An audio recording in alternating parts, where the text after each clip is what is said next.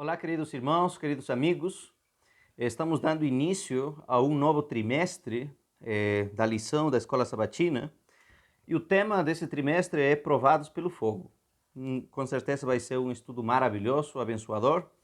E toda semana nós vamos estar estudando juntos. O meu propósito é ajudar os diretores da Escola Sabatina e os professores para terem maiores ferramentas para tornarem a sua unidade da Escola Sabatina mais saudável, que você tenha maiores ferramentas para que você, como professor, faça um trabalho maravilhoso, tá bom? Antes de entrar então no estudo da primeira lição desse trimestre, na verdade essa semana estudamos sobre, o tema é o crisol do pastor. Eu queria dar duas dicas para vocês, professores da Escola Sabatina. A primeira dica seria o seguinte: quando você esteja na sua unidade da Escola Sabatina, não trabalhe por dias, trabalhe por tópicos, por temas. Muitos professores da Escola Sabatina, eles começam aí e dizem: irmãos, vamos abrir lá no sábado, tá bom? Vamos ler texto para memorizar. Vamos ler as leituras da semana, ler 4, 5 versículos. E vai começando a ler linha por linha. Quando está começando a segunda-feira, já terminou o horário da Escola Sabatina, tá?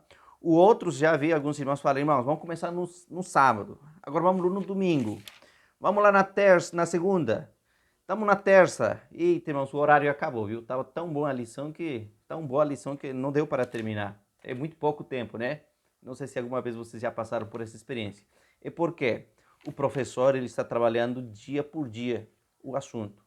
Então, assim, a melhor coisa que você pode fazer como professor, trabalha tópicos, trabalhe os temas. Muitas vezes a lição vai se resumir em 3 ou 4 tópicos. Por exemplo, essa semana eu dividi aqui em 4 tópicos o assunto que eu quero tratar aqui com vocês. Tá bom? Fica uma dica então.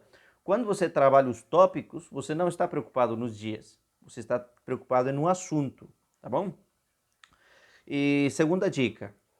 O propósito de nós como professores, em primeiro lugar, é ler o texto. Depois é explicar e depois levar a aplicar aquilo que estamos lendo. Por exemplo, estamos lendo aqui a história aqui do Salmo 23. O Senhor é meu pastor, nada me faltará. O salmo que foi escrito por Davi. Então, leia o texto, mas explica do que está falando. Por que está falando. Agora, se você lê o texto bíblico, explicou, mas você não aplicou na vida da pessoa, as pessoas vão pensar e dizer: mas isso de que adianta?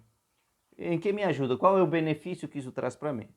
Então, o propósito de nós, professores, é levar as pessoas para o texto bíblico, para ler, explicamos e agora aplicamos o conteúdo, a mensagem, os princípios que estão nessas passagens para a vida das pessoas. Tá bom? E isso se aplica, inclusive, até quando a gente prega. Quando você vai elaborar sermões, você vai pregar na igreja, você tem que ler o texto bíblico, você tem que explicar o texto bíblico e você tem que aplicar o texto para a vida das pessoas. Se você trabalhar essas duas dicas, esses dois princípios que eu lhe dei, você vai se tornar um professor nota 10. Você vai ver quanto a sua unidade vai ser diferente, tá bom? Então vamos lá. A primeira parte que eu vejo, que acho interessante aqui na lição dessa semana, tem que ver com relação ao pastor, tá? Salmo 23, 1. Eu vou abrir aqui a minha Bíblia também. Salmo 23, versículo 1. Deixa eu ver aqui. Está aqui. Então, o Salmo 23, 1 disse assim: o Senhor é o meu pastor e ele não me faltará. Outras versões dizem: o Senhor é meu pastor e de nada terei falta. Outras versões dizem: o Senhor é meu pastor e nada me faltará. Então, pelo menos tem 3 traduções diferentes desse versículo. A mais comum é o que as pessoas falam, né? O Senhor é meu pastor e nada me faltará. Agora, eu queria levar, assim, entender vocês um pouquinho o contexto no qual esse salmo se escreveu, tá? Davi disse: olha, o Senhor é meu pastor. E todos nós entendemos que somos também ovelhas do Senhor. Ele é o nosso pastor. Mas ele diz aqui: nada me faltará. E quando Davi escreve, irmãos, esse salmo, havia muita coisa que estava faltando na vida dele.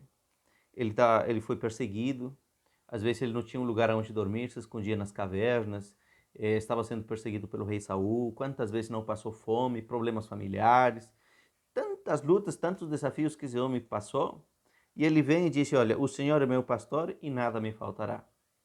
Parece que não faz sentido, tá? Como que nada vai faltar se está lhe faltando tudo? Quando a gente aplica isso para a vida, quando Deus é o nosso pastor e a gente lhe entrega a nossa vida, Deus coloca tudo na nossa vida, nada falta, nunca falta dinheiro, nunca falta saúde, nunca falta emprego, é assim mesmo, irmãos? Nós sabemos que na prática não é assim. Seguir a Jesus implica nós também passarmos por desafios, que vamos às vezes, vai faltar às vezes o emprego, às vezes falta a saúde, falta às vezes a paz no lar. Então por que Davi escreve, o Senhor é o meu pastor e nada me faltará? Na verdade, irmãos, a melhor tradução não é essa. Eu estou aqui com a Bíblia, Nova Versão Internacional, e é a que melhor traduz esse versículo. Aqui diz, olha, o Senhor é o meu pastor e de nada terei falta. Aqui não está dizendo, olha, nada vai faltar, mas está dizendo, olha, se Deus estiver do meu lado, se Ele for o meu pastor, eu não vou sentir falta de nada, porque Deus vai suprir tudo. Deus não está dizendo que não vai faltar saúde, não vai faltar dinheiro, não vai faltar emprego, não. Deus está dizendo, né, que se Ele for o teu pastor, Ele vai providenciar os meios, os recursos, mas você nunca vai sentir falta. Ele vai suprir as tuas necessidades. Há momentos que você vai passar por provas, dificuldades, mas Ele vai suprir. Ou eu também gosto a terceira tradução, né, quando diz, olha, o Senhor é meu pastor e Ele não me faltará. Tanto essa tradução como a outra que eu lhes mostrei estão unidas. Porque assim, se Deus é o teu pastor, Ele jamais vai lhe faltar. É isso que Davi está falando. Davi está passando fome, está sendo perseguido, não tem um lugar onde dormir, mas ele disse, olha, do que eu vou ter falta? Tá? Porque o Senhor está comigo, meu pastor jamais me abandona, jamais me deixa. E esse Salmo 23, irmãos, eu vejo uma coisa bem legal aqui, o que Deus está frisando é o seguinte, olha, se eu sou o teu pastor, eu sempre estarei contigo. Eu sempre vou estar guiando a tua vida. Eu não vou faltar jamais na tua vida. Você não vai sentir necessidade. Eu vou suprir aquilo que faltar. Que salmo maravilhoso, né? Agora, a segunda parte que eu vejo aqui na lição tem que ver com relação a conhecer o pastor que está nesse salmo. Porque, irmãos, eu acho que aqui há duas diferenças, duas coisas diferentes aqui. Muita gente sabe e conhece de cor o Salmo 23. Eu mesmo, desde que cresci na igreja, cresci né, falando esse versículo. O Senhor é meu pastor e nada me faltará. A maioria das pessoas sabe. Mas mais importante do que conhecer o Salmo 23, irmãos, é conhecer o pastor desse salmo, que é totalmente diferente. E aí eu lembro, por exemplo, a história de certo...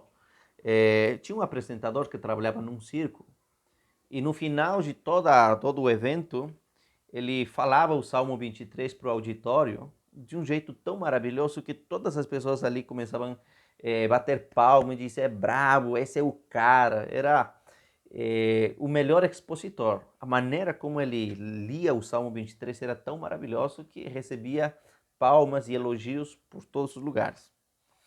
E em certa oportunidade, aquele apresentador, ele fez um desafio para as pessoas que estavam ali na plateia. E disse assim, ó, eu desafio o pessoal que está aqui, na verdade, para todo o pessoal que está no auditório. Eu desafio, quero ver se tem alguém que vai vir aqui na frente e falar também o Salmo 23 melhor do que eu. Ele desafiou e não havia nenhuma pessoa que tinha coragem de falar. Mas de repente houve um senhor, já de idade, simples. Ele foi lá na frente e disse, eu vou falar. E ele falou o Salmo 23. Quando ele terminou de falar o Salmo 23, disse que as pessoas estavam, algumas chorando, algumas estavam com os olhos brilhando. E o apresentador chegou até aquele homem e lhe disse, amigo, o que aconteceu? Olha, há anos e anos que eu faço apresentações, falo o Salmo 23, sempre recebi elogios, mas a primeira vez que você vem aqui na frente a falar, e as pessoas começam a ir chorar. O que aconteceu? Não entendo. E aquele homem simples lhe disse o seguinte: amigo, é porque você conhece muito bem o salmo do pastor, mas você não conhece o pastor desse salmo. Eu conheço esse pastor. E é isso, irmãos, que a gente tem que colocar no coração dos irmãos. Mais importante do que conhecer o salmo do pastor é conhecer esse pastor que está ali. Que de fato ele seja o nosso pastor. Tá bom? Então esse é o primeiro tópico. O segundo tópico tem que ver com os lugares onde Deus nos leva. E aí vem o versículo 2 e 3. Disse aqui na Nova Versão Internacional: em verdes pastagens me faz repousar e me conduz às águas tranquilas. Restaura-me o vigor, me guia pelas veredas da justiça, por amor de seu nome. Olha, disse assim, Jesus, ele não é apenas qualquer pastor. Deus não é um simples pastor, ele é o pastor. E tanto assim diz que ele é o pastor que ele está disposto a dar a vida pelas suas ovelhas, e de fato, quando Jesus veio há 2000 anos atrás, literalmente ele deu a sua vida pelas suas ovelhas. Mas diz que quando Deus é o nosso pastor, ele cuida das suas ovelhas, ele cuida do rebanho. O que ele faz? Disse, olha, como pastor, ele nos leva aos pastos verdes. Ele nos leva aonde estão as pastagens mais gostosas, as melhores. Ele nos nutre. Ele quer que sejamos fisicamente saudáveis. Ele também disse nos leva a repousar. Ele nos leva até as águas tranquilas. A gente pode descansar ali, ter paz, ter tranquilidade. E vocês sabem, irmãos, que de fato isso na prática é assim. Quando Deus, de fato, ele é o nosso pastor, ele nos alimenta com a sua palavra. E que alimento, viu? Se tem uma coisa que dá sentido à nossa vida, vai nos nutrir, é a sua palavra. Deus dá descanso ao nosso coração. Tem muita gente, às vezes, angustiada por causa do pecado, a culpa, a depressão, a ansiedade, mas quando vai para a palavra de Deus, começa a encontrar paz, descanso, tranquilidade. E é isso que Jesus oferece. Por isso que Jesus disse, olha, vinde a mim todos aqueles que estáis cansados e sobrecarregados, que eu lhes darei descanso. Então, esse descanso somente o pastor Jesus Cristo pode nos dar. Mas não é só isso. Aqui no versículo 3 disse, olha, ele, além de Deus nos restaurar, disse, ele nos guia pelas veredas da justiça por amor de seu nome. Ou seja, ele guia a nossa vida sempre pelo caminho certo. Ele não deixa que a gente tenha uma vida torta, não. Deus sempre vai trabalhar em nós para nos dar uma vida de retidão. Olha, ele nos alimenta, ele nos dá descanso, ele nos restaura, mas ele guia também os nossos passos pelo caminho certo, pelo caminho da retidão. E isso é maravilhoso. Bem-aventurados são todos aqueles que se deixam conduzir, se deixam guiar por Deus. Irmãos, o melhor lugar do mundo é sempre estar na presença de Deus. É maravilhoso desfrutarmos de todos os cuidados de Deus. Ellen G. White disse que não existe uma só lágrima que possa cair dos nossos olhos sem que Deus não perceba. Por quê? Porque ele é um pastor que tem compaixão, que cuida das suas ovelhas. Então todos nós devemos experimentar no dia a dia o amor e a misericórdia de Jesus, tá bom? Esse seria o segundo tópico. O terceiro tópico está aqui no versículo 4 e 5. Diz assim, ainda que eu ande pelo vale da sombra da morte, não temerei mal nenhum, porque tu estás comigo. O teu bordão e o teu cajado me consolam. Preparas-me uma mesa na presença de meus adversários, unges a minha cabeça com óleo, o meu cálice transborda. Vocês sabem que a caminhada cristã não é só ir por vales bonitos, por caminhos maravilhosos, não. O caminho para o céu, irmãos, muitas vezes tem buraco, tem pedra. E é por isso que disse, olha, Deus não disse que Ele nunca vai deixar que a gente passe pelo vale da sombra e da morte, não. O que o texto bíblico disse, olha, mesmo que a gente precisa e tenha que andar pelo vale da sombra e da morte, Ele não nos faltará. Porque Davi, de fato, ele estava andando nesse momento, né, pelo vale da sombra e da morte. Mas ele disse, olha, o Senhor é meu pastor, ele não me faltará. Do que eu vou sentir falta se ele está comigo? É diferente uma pessoa andar pelo vale da sombra e da morte sozinho. Aí é para se desesperar. Agora, andar pelo vale da sombra e da morte com Jesus é completamente diferente. Então, assim, se Deus é o nosso pastor, ele sempre vai estar conosco, ele nunca vai nos faltar. Não precisamos temer de nada. E aí disse, olha, o teu bordão e o teu cajado me consolam. Então precisamos entender, né, que Jesus, mesmo que a gente passe pelos momentos mais difíceis, ele sempre vai estar conosco. Agora, algum tempo atrás, na verdade foi o ano passado, um grande irmão da igreja, meu amigo, ele estava internado no hospital com Covid, e o Covid já estava assim, o corpo dele estava bem fraco, né? Os pulmões já tinham sido, de alguma maneira, bastante comprometidos. E eu falava com ele pelo WhatsApp. E eu lembro que um dia antes dele falecer, ele me enviou uma mensagem, me disse assim, pastor, tenho muito medo. Tenho medo de que eu não consiga suportar. E eu falei para ele, olha, você não precisa ter medo. O Senhor está contigo. Deus prometeu que estaria conosco. Não precisa ter medo, não. Inclusive, eu falei para ele um poema, na verdade, que fala, né, pegadas na areia. Muitas vezes, talvez vocês já devem ter lido esse poema.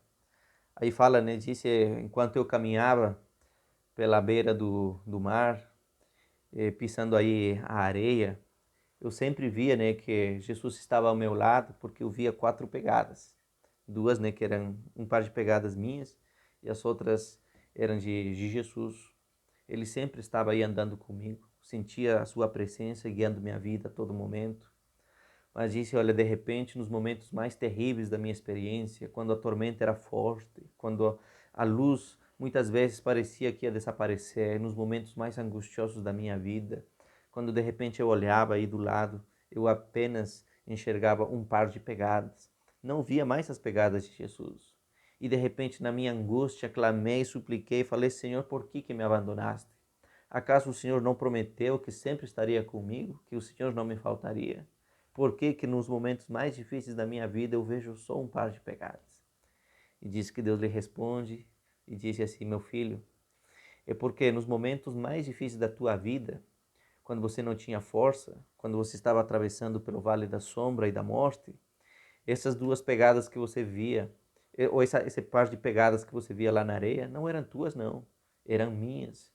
Foram os momentos quando você não estava andando, você estava nos meus braços. E é isso que Davi está falando aqui, irmãos. Nos momentos mais difíceis da nossa vida, nós não estamos muitas vezes nem caminhando, nós estamos nos braços de Jesus. Ele está conosco. E é por isso que não precisamos temer. Agora, é triste quando Deus não é teu pastor e você anda a sua vida sozinho. Você vai para qualquer lugar, mas vive a sua vida sozinho. Aí isso é uma desgraça. Tá? Mas precisamos que Deus seja de fato o nosso pastor, que Ele nos guie. Agora, no versículo 5, diz uma coisa interessante, que não apenas a gente às vezes vai pelo vale da sombra e da morte, mas muitas vezes também conquistamos sem querer inimigos. Disse ali no versículo 5, né? Preparas-me uma mesa na presença dos meus adversários. Unges a minha cabeça com óleo e o meu cálice transborda. Queridos irmãos, todos na vida vamos ter inimigos. Não existe uma pessoa que não vai ter inimigos. Há 2 maneiras de nós termos inimigos. Por você fazer alguma coisa errada ou por você fazer uma coisa certa. Se você fizer alguma coisa errada, tem gente que vai te odiar, vai querer acabar contigo. Tá? Olho por olho, muitas vezes. Mas tem situações onde você é o melhor cidadão, você é o melhor cristão, você é a melhor pessoa. Mas isso não vai deixar feliz a outras pessoas. Eu lembro, por exemplo, a parábola do vagalume. Na parábola do vagalume diz, né, que havia um vagalume que estava fugindo porque uma cobra o estava perseguindo para devorá-lo. E por mais que o vagalume fugia por aqui e por ali, a cobra ia de trás. O vagalume não tinha mais forças. E ele parou e disse: Cobra, espera um pouquinho. Antes de você me devorar, eu quero te fazer duas perguntas. Primeiro, eu faço parte da tua cadeia alimentar? E a cobra pensou e disse: Não, você não faz parte da minha cadeia alimentar. Então eu vou te fazer outra pergunta. Eu te fiz alguma coisa de errado? Eu te fiz algum mal? E a cobra pensou e disse: Não, você não me fez nada, não. Então por que você quer me devorar? E a cobra disse: Olha, eu quero te devorar, eu quero te comer porque eu não aguento mais teu brilho. Tá? Você está brilhando demais. Tá? E é por isso que eu quero destruir, eu quero acabar contigo. E na vida real, na vida prática, queridos irmãos, amigos, muitas vezes é assim. Tem gente que vai lhe perseguir, tem gente que vai lhe desejar o fracasso no seu casamento, que você seja o pior funcionário, que você perca o emprego, que você fique doente, não porque você esteja fazendo uma coisa errada, mas porque você está fazendo uma coisa certa. Davi, ele estava sendo perseguido por Saul, não porque fez uma coisa errada, mas ao contrário, porque fez aquilo que era o certo, vencer Golias. Só que a vitória, a conquista de Davi foi uma amargura para Saul. Ele não conseguiu engolir o fato de que o coração de todo o povo se voltou para Davi. Então, muitas vezes na tua vida vai ser assim. Agora, o grande problema aqui, irmãos, é como é que nós devemos lidar com esses inimigos. Tá? Porque você vai ter em todo lugar. Como que você vai lidar? Basicamente tem dois princípios. O primeiro princípio está em Mateus 5,44. Ali Jesus disse: Olha, amem e orem pelos seus inimigos. Não tente dar à pessoa ou retribuir do jeito que você está sendo tratado. Não. A melhor coisa que você pode fazer é amar e orar. Segundo, em Romanos capítulo 12, versículo 21, Jesus nos dá um princípio. Jesus disse: Olha, vence o mal com o bem. Você quer conquistar, quer fazer a diferença? Faça o bem para essa pessoa que está te desejando o mal. E você vai ver quanta diferença não faz isso. Então, assim, nos momentos difíceis, diante das pessoas que te tratam mal, ora, ama e faz o bem. Essa é a melhor ferramenta. E você vai ver quanto isso vai facilitar a tua vida. E é isso que nós precisamos ajudar os nossos irmãos a aplicarem na sua vida prática. Tem muitos irmãos da nossa igreja que às vezes passam problemas dentro do casamento, lá no trabalho, em qualquer lugar. A gente tem que ensinar eles como tem que resolver esses problemas, como tem que tratar. Beleza? E eu lembro, por exemplo, quando eu era estudante de teologia, todo final de semana eu viajava junto com outro colega a uma cidade onde nós vendíamos produtos que a própria faculdade produzia. Pães, bolachas, sucos integrais, todo tipo de alimento saudável. A gente ia lá na feira, a gente vendia. E através disso tínhamos mais recursos para poder pagar os nossos estudos.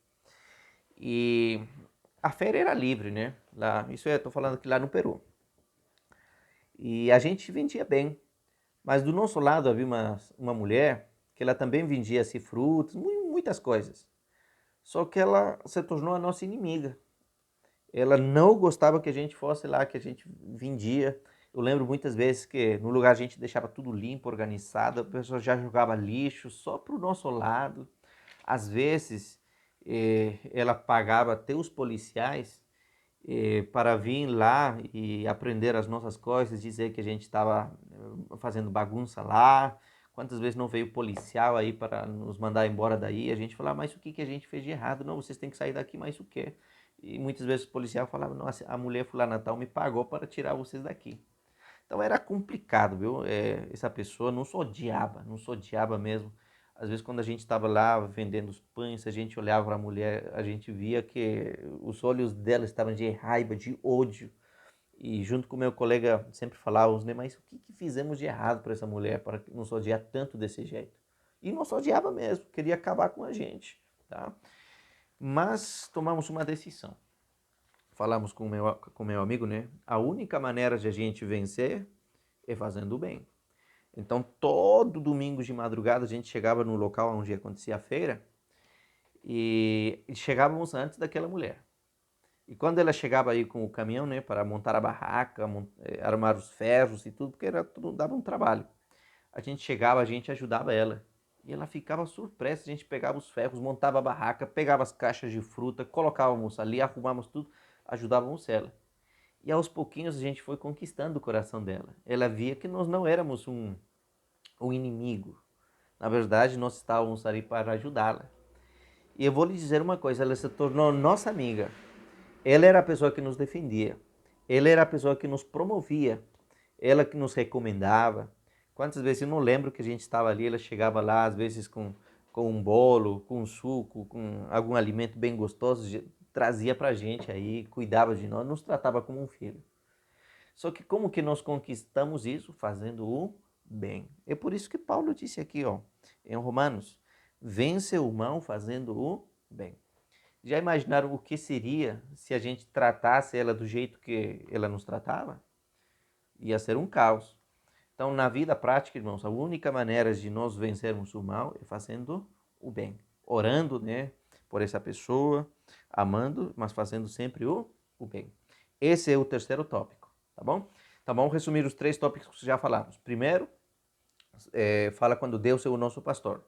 O segundo tópico é que ele nos leva aos melhores lugares. Deus nos dá descanso, Deus nos alimenta, Deus nos restaura e Deus guia a nossa caminhada.